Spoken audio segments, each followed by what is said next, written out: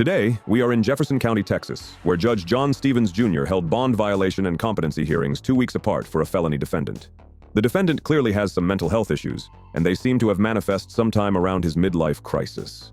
He quite possibly has worn hats made of tin foil, as he does speak of fabric he purchased that blocks electromagnetic waves. Mental health can be a touchy subject, but it's important to remember that we can't force people to seek treatment until they break the law. Sane or otherwise, once someone breaks the law, the court is tasked with determining the best way forward. Let's roll, law nerds. We've got a couple issues. Number one is the issue on the failure to connect with Dr. Rapon as ordered. And I want to hear how that overcomes irresponsibility, is what it appears to be on behalf of the defendant. Then next is the issue on the bond conditions having no contact with victims. I'm going to hear on that issue too. And we're going to see if the bond conditions are being followed as required or not. Everybody understand? First of all, on Dr. Rapon. Dr. Rapon is kind enough to be here. I've asked Dr. Rapon to evaluate the defendant for competency. There he is. What's the defense say on when that can be accommodated? Because Dr. Rapon is ready, willing, and able right now and any other reasonable time to do this. Go ahead. I've ordered it a long time ago, and it hadn't been done. Like I said, the last hearing, I attempted to contact him. Well, the question is, can you do it now? Can you do it this week? Today? Tomorrow? Dr. Rapon, come on up. You'd be so kind, sir. Thank you. And just to make the court aware, Dr. Capon informs me that the defendant actually showed up at his practice on Friday. And so he has had a chance to talk to him a little bit. Chaos has been a theme in this whole case, and that would have been a chaotic maneuver. Because as he said, according to the defendant, Dr. Capon wasn't taking any more patients. That's what his staff had told the defendant. So he had that stopped his efforts when he heard that, according to him. Okay, doctor, and I know otherwise. You were still taking Just patients the term patient on. may have been a problem, Yeah. in that I do not do patient care now. I'm not seeing patients for treatment. Defendants. I guess we call him a defendant. When I do legal work, there's not a doctor-patient relationship in that. It's an evaluation. It's not a treatment issue.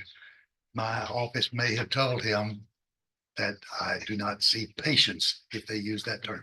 I didn't answer the phone, so I don't know.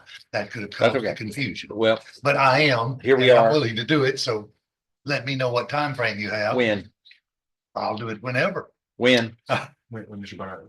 Are you available? I don't need this moment this week. We'll do it this week. When? That's time, date. Tomorrow, Tomorrow? 1:00. 1 o'clock? Ordered. Judge Stevens does not mince words, and he gets impatient quickly. So ordered When would the court like this report?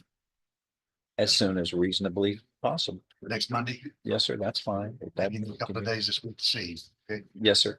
Okay. Okay. Judge, also, I spoke to Dr. Capon about some of the items that the court has in its file, correspondence that has come from Mr. Bordage. I think Dr. Capon, if he doesn't have that already, he will need that for purposes of evaluating. Anything y'all would like for me to review? I've already emailed her. I'll catch you November.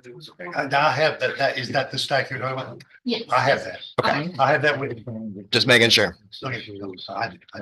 I'll get something. since Okay, then. gotcha. All right. Then, when that's done, let's set it for a review of the conclusions that are reached by the doctor in 2 weeks from today. Okay. Done. Get it That'll done. be separate. Thank you, doctor, so much. Appreciate your professionalism. Okay. Bye-bye. Next, this issue on that the state mentioned last week that the bond conditions were not being followed because the defendant is still making contact with victims, and the victims, I understand, They're out there. don't want that and want the court's order to be followed, which is going to happen. What do you want to do? Judge, want to have a hearing here? You see, I see somebody. Judge, I think we do, just because I think you Let's need to do it. hear. Let's do it. All right, we call the matter of the state of Texas versus John Walter Bordash Jr., 23 CR 1439. The defendant is indicted for the state jail felony of criminal mischief. And the court has just ordered the defendant to meet with Dr. Edgar Pond, licensed psychiatrist, for an examination for competency, and that will be done 1 o'clock next Monday. Now, there was another issue. Well, the bond conditions that the court set were firm, and that the defendant shall have no contact. Actually, those are bond conditions in every case. Defendants shall have no contacts with the complainants or victims in cases. And we made a special point of that. The state has produced a witness, and we're going to see if those bond conditions are being followed or not. And we're ready to proceed. Defense, state, call your witness. We call Mr. Payton, Wayne Payton. And just have a seat in the witness chair, sir. Thank you. Mr. Payton's a little hard of hearing, Judge. Who isn't? That's. He's in a large club.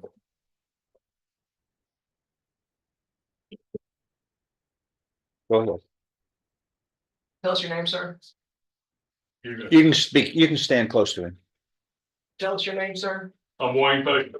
And are you familiar with John Walter Bordash's? Yes, sir. Is he here in the court today? Right Yes. next to his attorney? Yes. You recall coming to testify in a bond hearing about a month or so ago. Yes, sir. At the end of that bond hearing, Mr. Bordash was allowed to go back home. Right.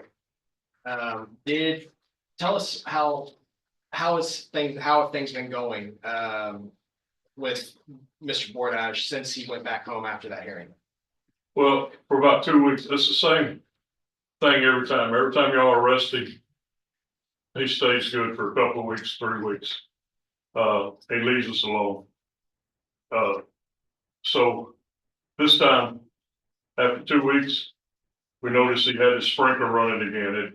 Running on top of our house and everything, which we didn't worry about. But then on Christmas Day, he proceeds to flood our backyard, and it's intentional because the sprinkler is made to where it'll just go into our yard. So we called the police. Police came out, they videoed it, everything. They took pictures of it. They beat on his door. They tried to get him to come to the door. Of course, Walter's learned that you're not going to drag him out of the house. So he just doesn't answer his phone. He don't answer the police or nothing. He just hides in his house. And he doesn't come out for a day or two. But anyway, there was 3 police cars come up. One of them was a woman policeman. She takes a key and goes over and turns his water off. And so we didn't have any problem with that for a while. So it took about a week. And then all of a sudden, about 2 o'clock in the morning, he was beating on the side of the house or something. So this was a week after Christmas? Yeah. And then Hold on. every night, Hold on. The beating on your house Yeah. or his? mine, Oh, okay. our house is a 0 lot line. So my house sits on his, when he comes out of his Yeah, I house, have he's looking at my wall. And that's how he flooded my atrium. That's how he got up when I put plexiglass on top of the atrium. He gets up there and he spray paints, I mean, he has no regard for anybody. But anyway, he beats on the side of our house, and then it stopped at 2 o'clock, and he started doing it about 5, and then 5:30 in the morning, he'd beat on our wall. What's he using to beat on your wall? Huh? What's he using? What's the I think it's a rubber mallet, I don't know. He keeps his gates locked so we can't go and see, which is really against the HOA documents that he signed when he bought the house. He's supposed to leave that open so we can spray and, take care of our house and everything, but Is that how you get to the side of your house? Yeah. Through those gates that he's locked? right, he's got them locked. I'm gonna somehow get either court or somehow we're gonna get them unlocked. And we're gonna see what damage the man's done to my house. I don't know yet, you know, I do know what he's done, everything else. And the police said that, and here's the thing, my wife works really hard on that backyard. He flooded the backyard and he's killing her plants, you know, just for no damn reason.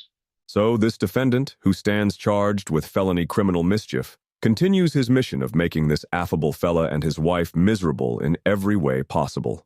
Just watch Judge Stevens' expressions as he clearly empathizes with the gentleman on the stand. So Now, Mr. Payne, how many times have you or your wife heard like some sort of disturbance in the middle of the night that turned out to be Mr. Bordage banging on your house? oh, I would say 10 times. Since Christmas? No, about 5 times since Christmas. He beat on the wall before, and then he would stop when y'all would arrest him. But once he, once he gets over his fear of going to jail, he does whatever he wants to do. So on at least or 5 different occasions Yes. since Christmas, he has banged on the side of y'all's house with something Right. in the middle of the night. And we didn't bother to call the police. And the reason we don't is the police come out. I mean, I have to get up, get dressed, go out, meet with the police. We did it one time. And they go and beat on his door. He don't come to the door. He doesn't answer his phone. He doesn't do anything. So there's nothing, I mean, they don't do anything. So we just tolerated it because we knew we were coming back and forth. Hopefully, I mean, he broke bond. He broke everything Judge Stevens told him. I mean, everything Judge Stevens told him not to do, he's done. And the one thing he asked him to do was just be good to the neighbors. That's what he said. That's all he asked. I remember that. And another thing I want to throw in, he told him, Judge Stevens told him not to harass any of the neighbors. So the other day at our mailbox, the lady across the street who's with him, Miss Williams, he goes to the mailbox, he's there. Well, he pulls up while she's there. And he tries to get her to get in his car. And he tells her, it's kind of humorous. He said, Miss Williams, since I'm a queer and you're a woman of the Holocaust, we have something in common and I'd like to talk to you about it. Of course they have something in common. They're both people, and nothing else. At all. And of course, Gail, immediately told him, no, get away from me. Got in her vehicle, went to her house, closed her garage. But I mean, it's continuing to harass anybody that he can. But he damages our home. I mean, it's just, we had a nice, peaceful neighborhood for 20 years. And then he's ruined it. And do you know whether or not he's caused damage to the side of y'all's house by banging on it in the middle of the night? No, I do not. I haven't been able to see it. If the judge will make him open the gates, we'll take a look, we'll video and show it to him. And we'll bring the police.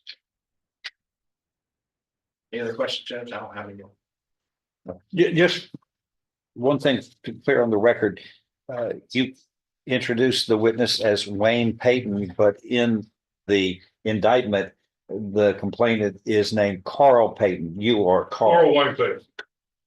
Yeah, just wanted to show that Yes. because there's a difference in the record here and in the indictment. Did you want to ask any questions? Yeah. Go ahead, John. Kind of folks, so he'll Yes. be able to easier to hear me.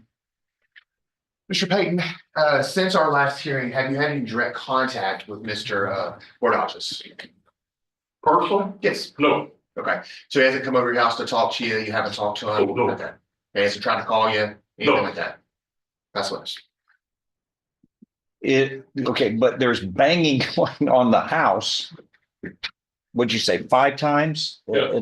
Since Christmas, Yes. but more than that since we had a hearing, which was before Christmas. Right. Well, In December, I believe, earlier in December. when you had the hearing on Friday, we hadn't heard a word out of him all weekend.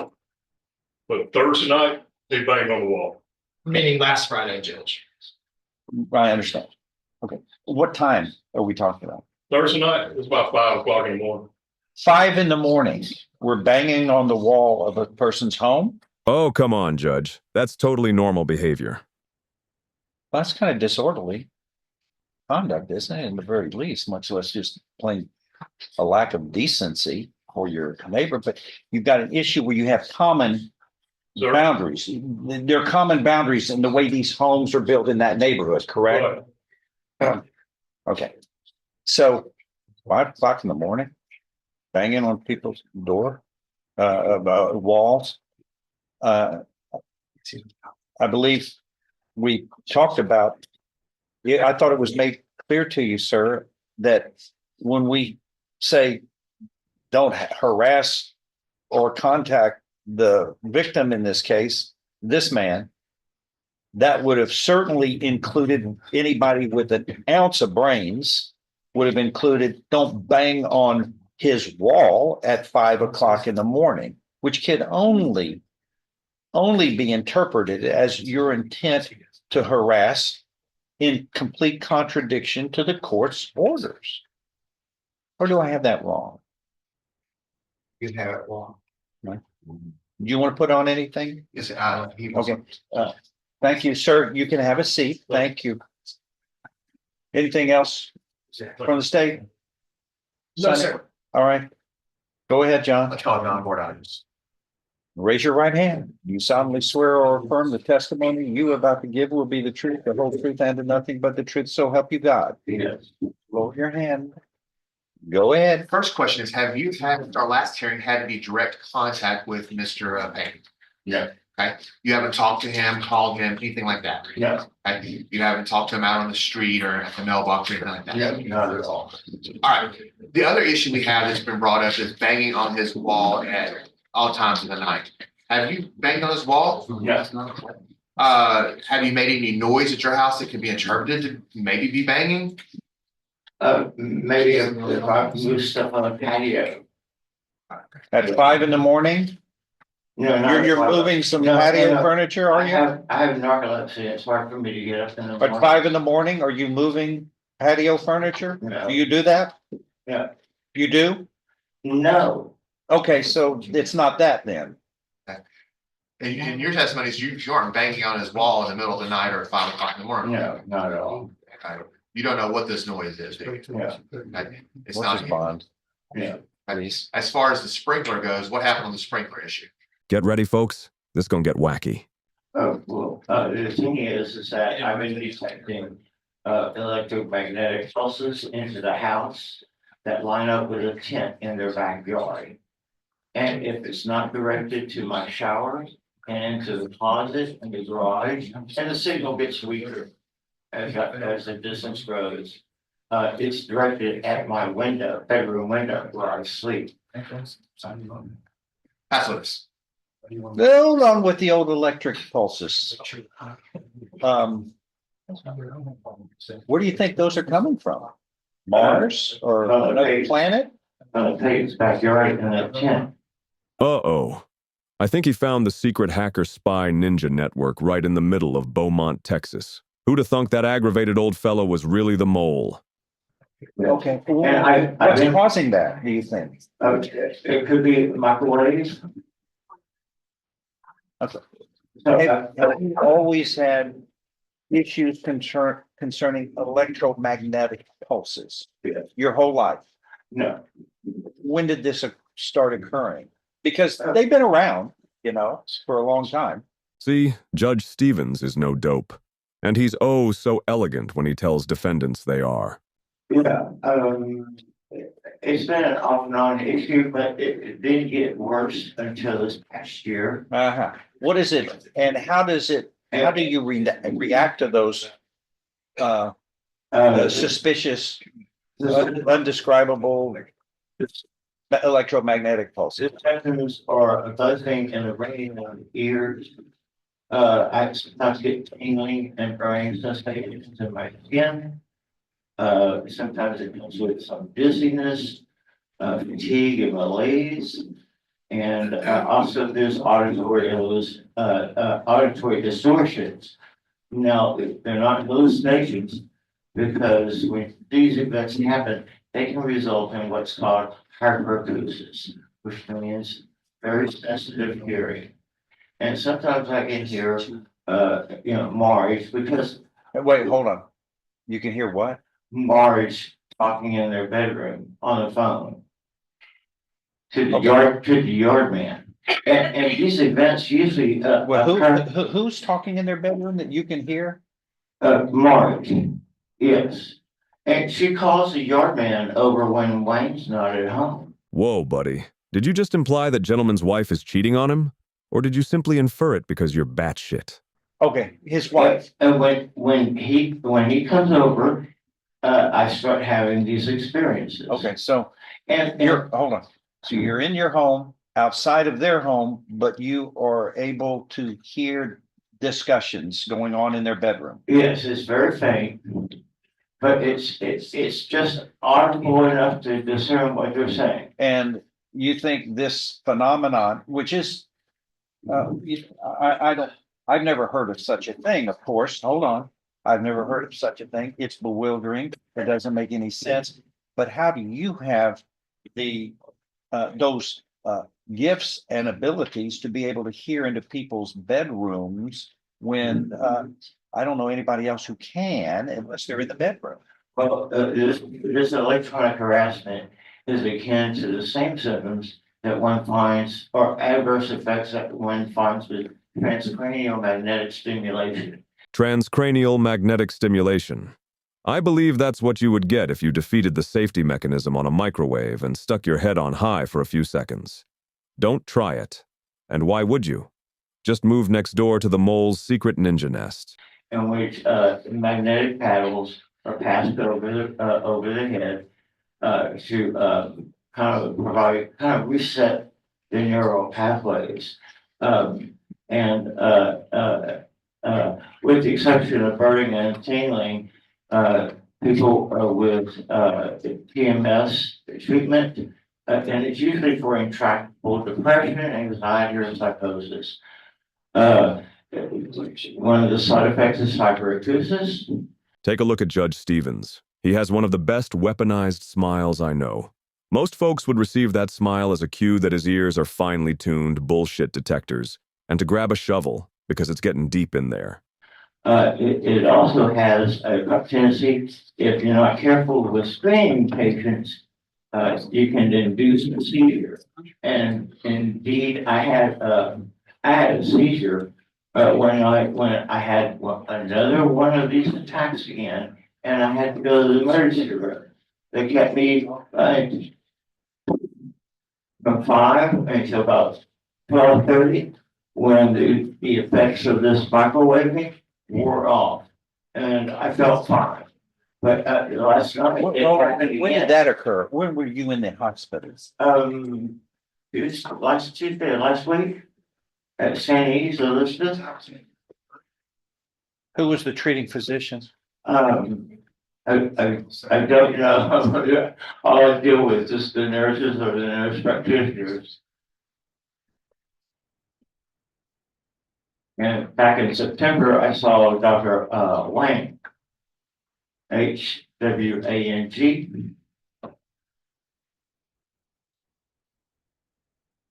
Also at the emergency room. For the same, And for the that's same when- problem? Yes, that when the attacks are very acute, it's enough to drive me to the emergency room. And sometimes these attacks can disrupt the ocular nerve, and I lose ocular pressure, and my prosthetic lens rests against the back of my iris and breaks capillaries. I then bleed in my eye, and it lasts for 10 to 16 days. All right. A couple of things here. I'm still yet to hear anything from some of these statements which border on bizarre. Including, I can hear people's intimate conversations in their bedrooms from my home. But the banging of their walls at 5 o'clock in the morning has nothing to do with this, but it is in the general nature of bizarre that I've come to recognize from our meetings here with you. But that man I've ordered, don't have any contact with him, and that's a global statement. You doesn't have to be direct, it can be indirect, but at 5 o'clock in the morning, it can only be banging on their wall. It can only be reasonably interpreted by someone who is harassing the complainant of their criminal case, which is forbidden. The way we can keep that from happening is to keep you in jail until this case. And you know what, when we go through this all the time, when I'm speaking, you don't interrupt, you're a mature man, and you act just like a second grader. I told you he's no dope, and he's not having it. But wait, there's more.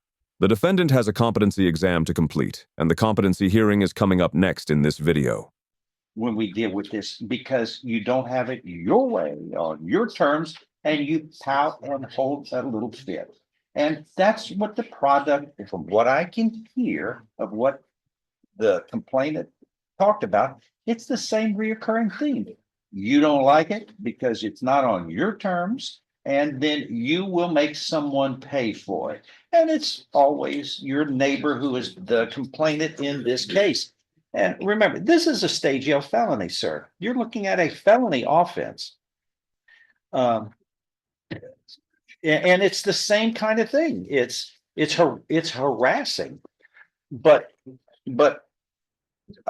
you're going to be put in a position here, and I'm considering with revoking your bond, placing you in jail until we can get all of this resolved. And Dr. Vaughn can see you in the jail. He's able to do that, but that seems to be the only option for the relief of the victims in this case. We've talked about it before, and I said, don't let it happen again. And here we are,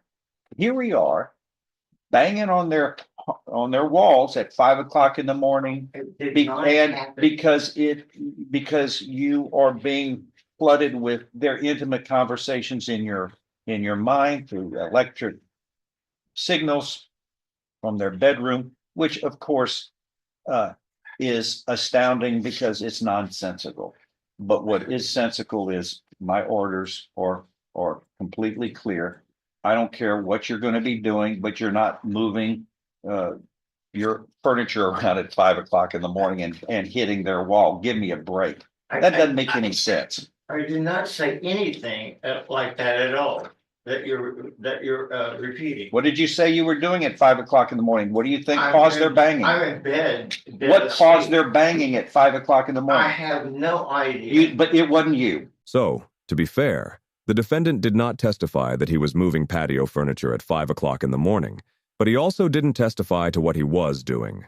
Judge Stevens is correct in assuming that he was doing something, and that whatever it was constituted harassing behavior. It wasn't me. All right. What we have here is an issue for the court to determine who is believable. And it's him, not you. Well, I'm willing to go through the competency evaluation, but I think it would be highly suggestible that Mr. and Mrs. Payton also undergo a neuropsychological evaluation. Okay. Thank you for that advice, but it won't be followed by me. Okay, sir, once again, they're the victims here. It's getting clear. You are the cause maker, and I'm going to revoke your bond. You will be held in custody, and I want Dr. Gupon to evaluate you as soon as. Are you here in Yes, this Your one? We now call cause number 23 CR 1439, the state of Texas versus John Walter Bordash Jr. The defendant is present with Mr. West, John West, his attorney, and the state's attorney. This is the hearing following the competency exam, at which they discuss the doctor's findings. This hearing was conducted during a break in a jury trial, so the camera stays like that for a while, but they will adjust it in a few minutes. Ordered Dr. Ed Grapon, licensed psychiatrist, to conduct a an analysis and evaluation of the defendant. That was done. We have received Dr. Grapon's report dated February 3rd of 2024. The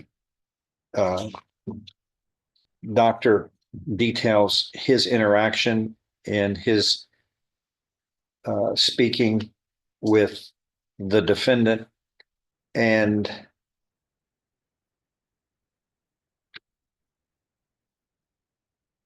is quite apparent in his words that Dr. Bordash demonstrates significant paranoia, particularly in regard to the legal system.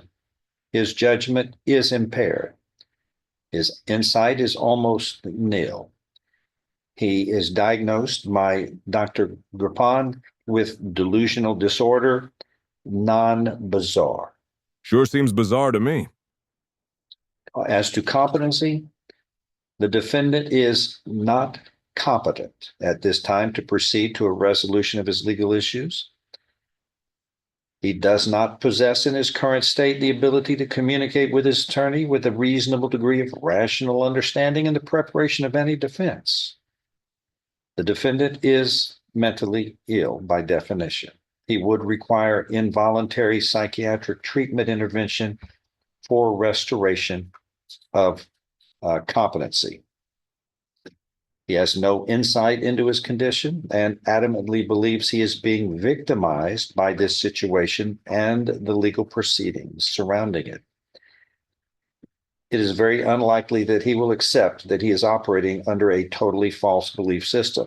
He states repeatedly he is the victim of electronic harassment perpetrated by his neighbors. And when asked about any of his legal difficulty, according to Dr. Rapon, the defendant gives a very paranoid and/or delusional explanation for the total scenario.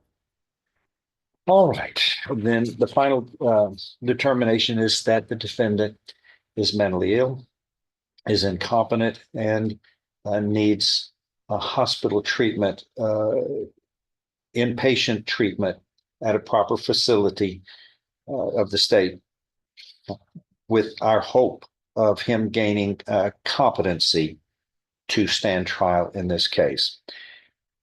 Anything the state wants to add to this report? No, Your Honor. What about the defense? I do not, Your Honor. However, my client has reviewed this report and does not agree with the report. Okay. And did want to address the court.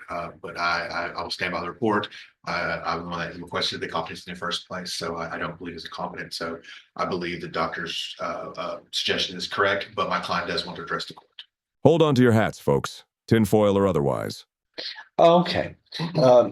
Is that right, Dr. Bordash? You want to make a statement? Yes. Raise your right hand. Do you solemnly swear or affirm any statement you make will be the truth, the whole truth, and nothing but the truth? So help you God. Yes. All right, lower your hand. I think you marked, I gave Mr. West a copy of this. You marked on that document. It's a duplicate. It's a duplicate of a true and accurate copy of what the court received from Dr. Edgar Pond, and I marked that as court's exhibit number 1 that you referred to and make notes. I didn't read your notes, but you can refer to those as necessary if you wish, and that's for you and your attorney to have.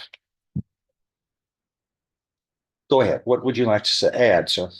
Oh, well, Dr. Capon says I performed a standard psychiatric interview with the formulation of a formal mental status exam. No, he did not. I was not given the mini mental status exam, MMSE, and the Montreal Cognitive Assessment, also called the MOCA for short. And page 2, I guess he, John. third sentence from the bottom. It says he denies a history of mental health treatment, but has for a number of years been under the care of local psychiatrists for a diagnosis of narcolepsy, for which he takes Adderall on a daily basis. Actually, I acknowledge a history of mental health treatment for neurocognitive issues, for example, attention, concentration, processing speed, and motivation. And let's see. And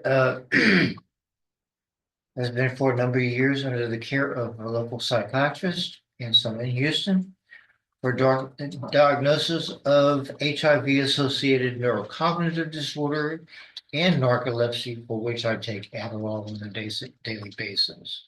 But it also helps with trigeminal neuropathy. The next sentence, he does report that he has had essentially annual neuropsychological evaluations done over the past 10 years because of concerns about cognitive issues. That is true.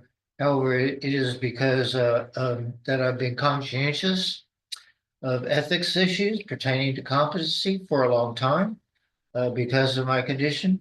And I have volunteered to undergo neuropsychological evaluations on an annual basis to confirm that I can continue to work on a part-time basis. For this reason, I've been showing conscientious. I've been very conscientious about the ethical issues of competency. And I have been having Dr. Mario DeLay, Methodist Hospital in Houston, in the medical center, conduct these evaluations since 2011. Next page.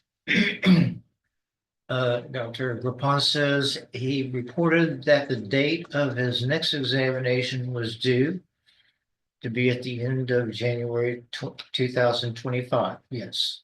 And a neurology consult was also set up by me for January 20th, 2025 at 3 p.m. with Dr. Mary Bowe, B.O., M.D. Let's see. The sixth sentence down. Apparently, this involves some interactions between he and the neighbor, which he seems to have generated by his delusional belief that they are somehow adversely affecting him through electromagnetic waves. Now, my response is, whereas I acknowledge that in the past, patients were at one time considered delusional when they made these kinds of remarks, recent research over the past 10 to 15 years would suggest that there is some scientific validity to these claims. And certainly the World Health Organization has adopted electromagnetic hypersensitivity syndrome as part of the ICD-10 diagnostic code book. False. The World Health Organization does not define in its International Classification of Diseases, the ICD-10, any disease or disorder having to do with electromagnetic hypersensitivity. The WHO defines idiopathic environmental intolerance. Idiopathic is a Latin term that means of unknown cause. The next one is, let's see, where it says affect is generally appropriate, although he has a number of somewhat paranoid ideas in regards to the legal system, the reason for he is in current legal difficulty, etc., etc., etc.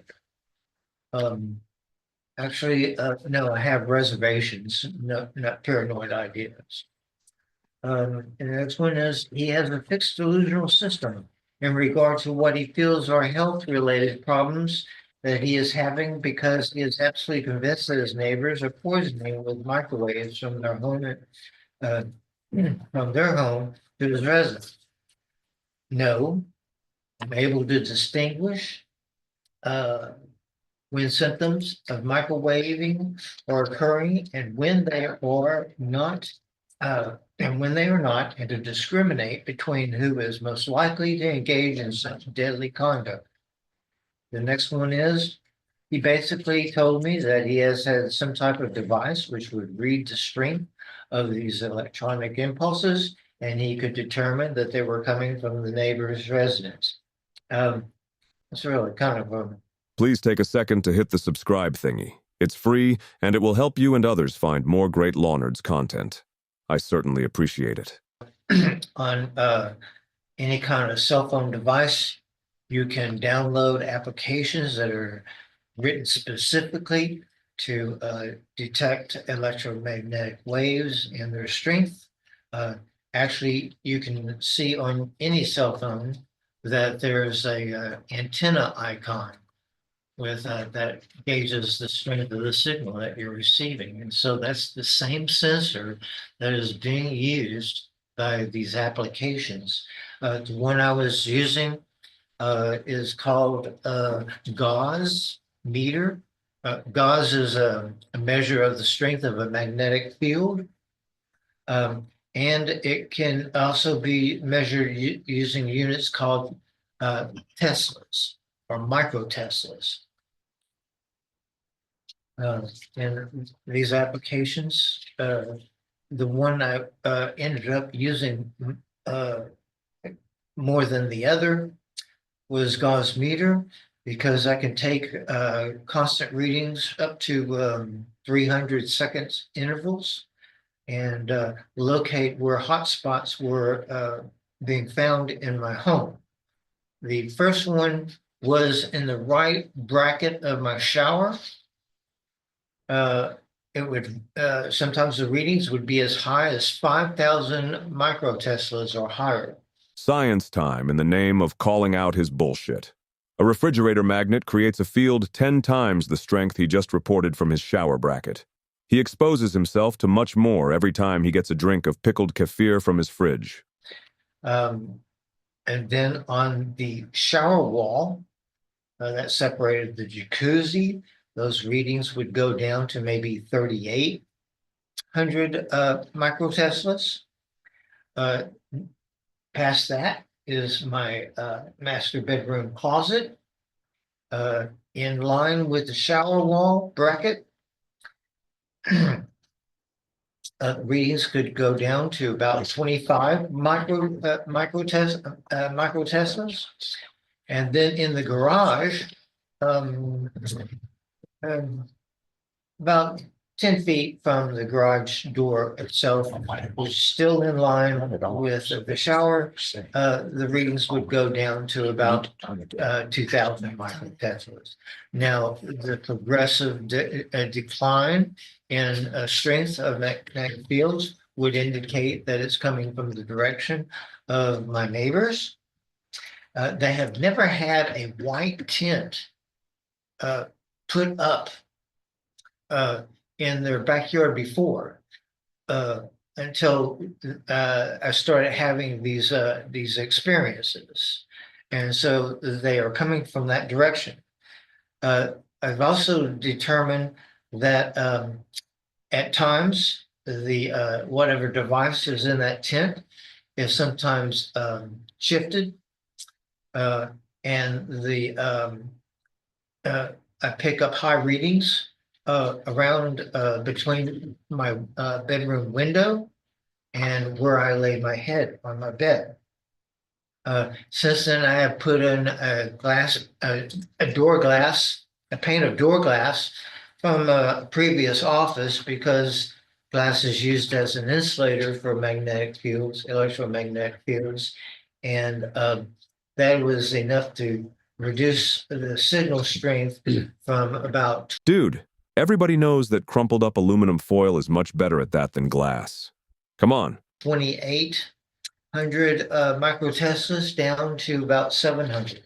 So about a 75% decrease in these strengths. I've also put jugs of water to try to absorb the rest of the microwaving.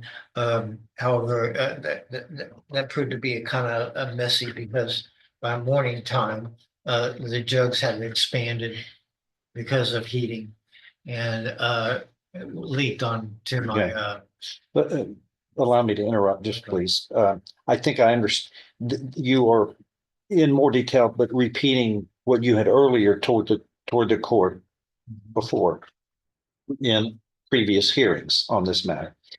Let me ask you, what you've never articulated to this court clearly is, why would your neighbors do such a thing that you think they're doing to intentionally cause you harm by this surreptitious, microwave attack on your mind? Simple. They're trying to get rid of him because he's an asshole. Okay, not on my Why? body, Why? my person. Why would they do that? What do you think the motive would be if this is true? Well, it could be religious objections to my sexual orientation and the fact that I was in an interracial relationship. I mean, years ago, we had, Okay, you think that might be it? that might be it, amongst other things. The fact that I suspended fees because Miss Peyton showed up at my door making ridiculous claims that I should pay my fees because we needed to replace the street. That street won't be needing to be replaced for another 75 years. So I don't think. Are you talking about homeowner fees? Yes. Do you? Oh. I don't think we should be taking up, Well- paying fees when neither one of us is going to be alive when that street needs to be replaced.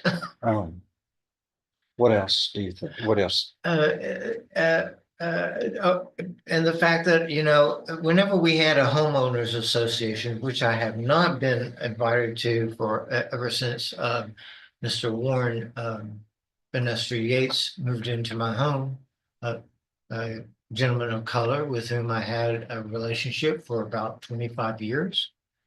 And lost him to a number of factors that were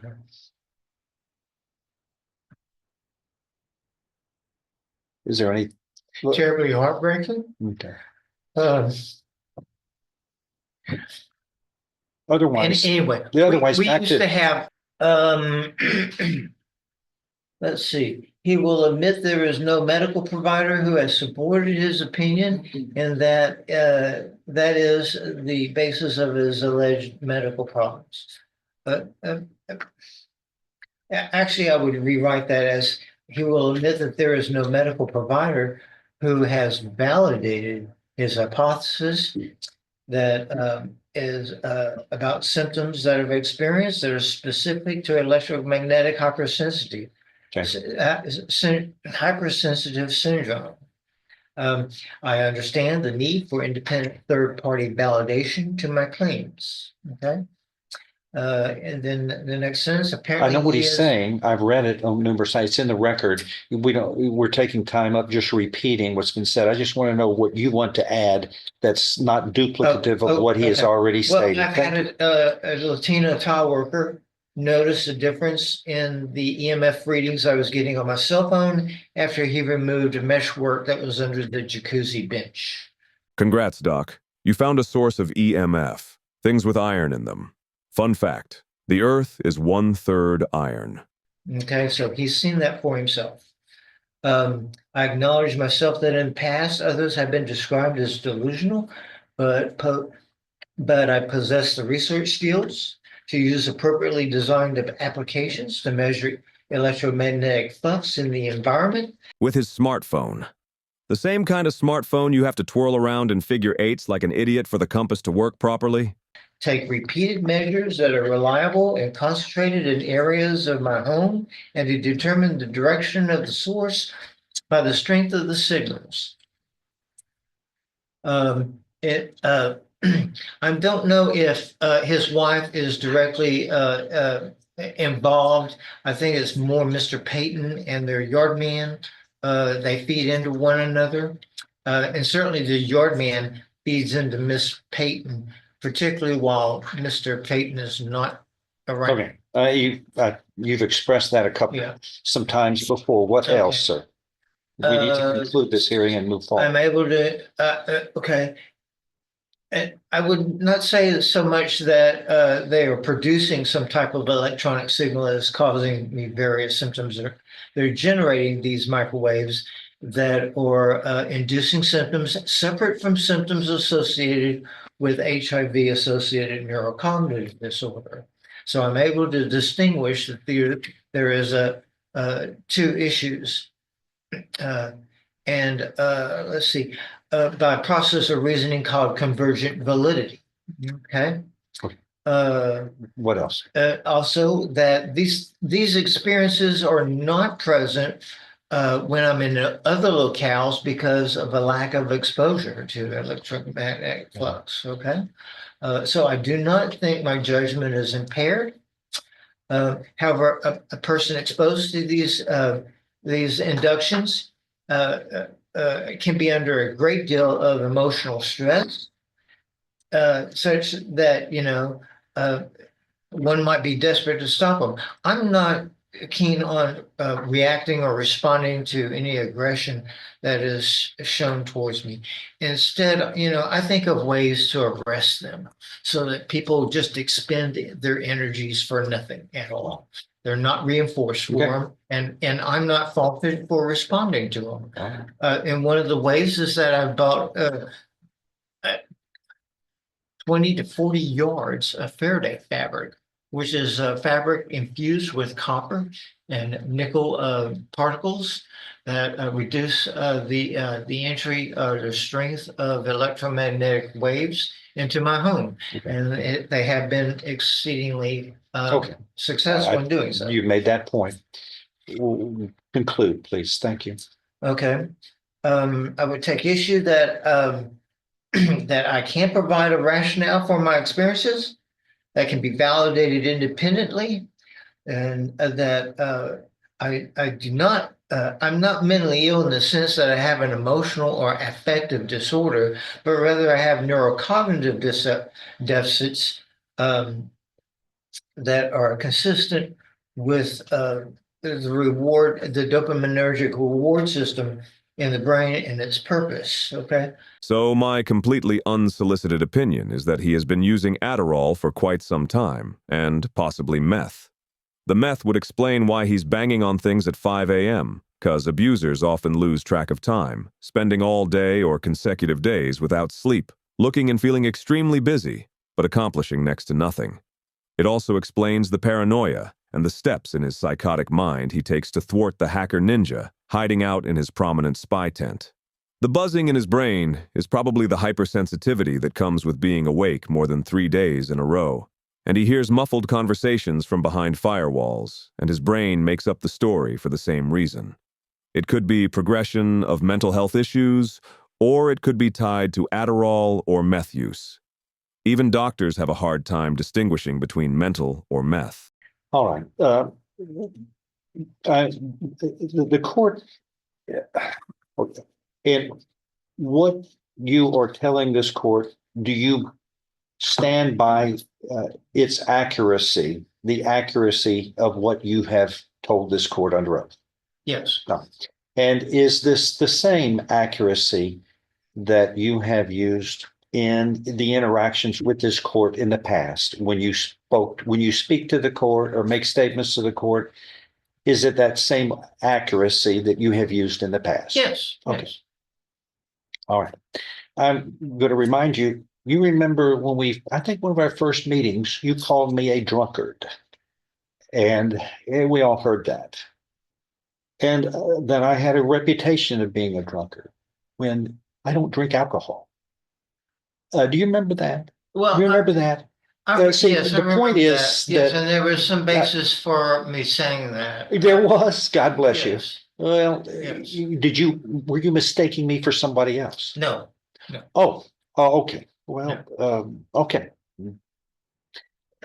Everybody, You this were- whole you town, were identified as attending this court does not drink alcohol. Okay. And I'm a soft Well, drinker, and I that's was the way I informed by a am. gentleman whom I had no reason to question his validity All right. since he worked as a waiter there at my restaurant. All right. This court doesn't purchase alcohol from businesses. And there was also an alternative restaurants. I don't, hypothesis. but that's Because of your that's neither- tremors. that's the first time I've ever heard that one. But in this job, this court is not surprised of what can be said, but it's what is supported. Well, have you taken medication before? Are you Sir? taking medication now for your tremors? Oh, my familial tremors, Yes. which you see, that's another thing. Are you These taking are my, this amantadine? is, you have misdiagnosed this as well. yes, everybody knows that this court has what's called familial tremors. I got it from my mother. My mother had it, and so it was passed on. I But understand. I also have am an artist. I'm able to control those, and no, I don't even take medicine for it. I've only had it my whole life, and it has not affected anything to do with with my ability to think, function, and I that's you and I are completely different, sir. This is apples and oranges, what we're talking about. And this court there's been never been a question about this court's competency, nor a question of this court's ability to conduct myself physically. And I actually still run in the 10K whenever I can. I think it's pretty good. And I played sports, but I think if you of all people shouldn't be making conclusions when you don't have the basis of it. And if you know anything about familial tremors, you know it has nothing to do with competency and incompetency, and it is one of those situations that's traceable. That is of all human qualities one of the least problematic of all. You are the function of, you are the focus of this. There are You some and your conditions actions, in which you people have, are not I'm sorry, aware sir, that you they are interrupt, having problems. you interrupt, and we can't both speak when this court reporter is taking down. I've really had to scold people in the past, but I shouldn't be scolding somebody like you, except I've come to know enough hearings that you want to control every hearing. You want it on your terms. And the fact of the matter is, you were indicted by a grand jury. You have had hearings here where this court allowed you to post bond, and then you violated your bond conditions. And then the statements you have made, not only at this court about alcohol abuse, God, my goodness, everybody knows differently. And then you attribute that as familial tremors caused by alcohol inducement. That's bizarre. You know it, and I know it. You just don't have the basis of connecting that a physician should have in any education that you have had up to this point on making a diagnosis of bizarre terms like you have made. But the point is when you're here, you say things that roll the eyes of everyone. You accused your neighbors of attempting to harm, deliberately trying to harm you by using microwave energy with little or no basis. The rules of law will apply, as they should in all cases here. Chapter 46B of the Texas Code of Criminal Procedure deals with incompetency to stand trial.